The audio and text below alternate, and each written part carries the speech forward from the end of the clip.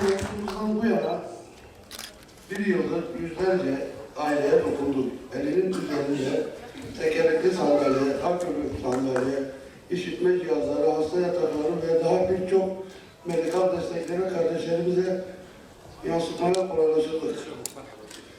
Okul yardımları, erzak, koliler ve sosyal desteklerle Mardin'de dayanışmanın en güçlü, en samimi örneklerini birlikte yaşattık. Bizim amacımız açık ve net.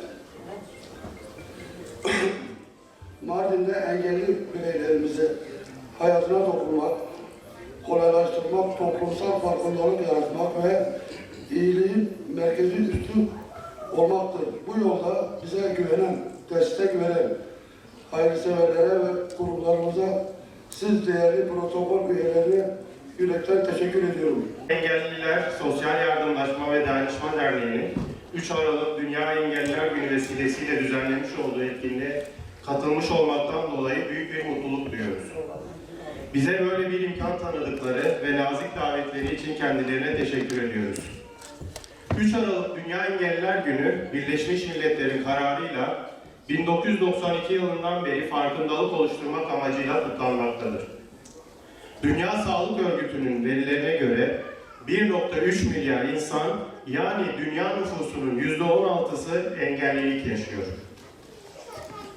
Asıl olarak engellilik, zihinsel ve bedensel bir durum değil, sağlık sorunu olan bireyler ile çevresel ve kişisel faktörler arasındaki etkileşimden kaynaklanmaktadır.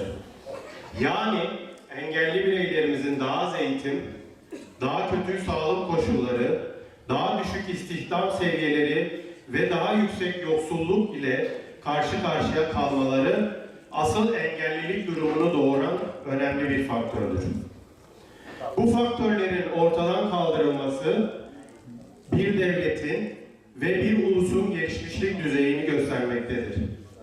Engelli bireylerin tam sosyal ve ekonomik katılımlarının önündeki engellerin kaldırılması, fiziksel ortamların, ulaşımın, yardımcı cihaz ve teknolojilerin buna göre uyarlanması, toplumdaki ayrımcı zihniyetin ortadan kaldırmasına yönelik çalışmaların yapılması şarttır. Unutmamalıyız ki bir toplumun gerçek gelişmişlik seviyesi engelli bireylerin sosyal hayata ne ölçüde katıldığıyla ölçülüdür.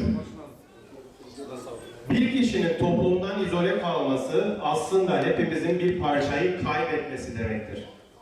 Engelli bireylerin sosyal yaşama tam ve eşit katılımı sadece onların değil, hepimizin hayatını zenginleştiren ortak bir kazanımdır.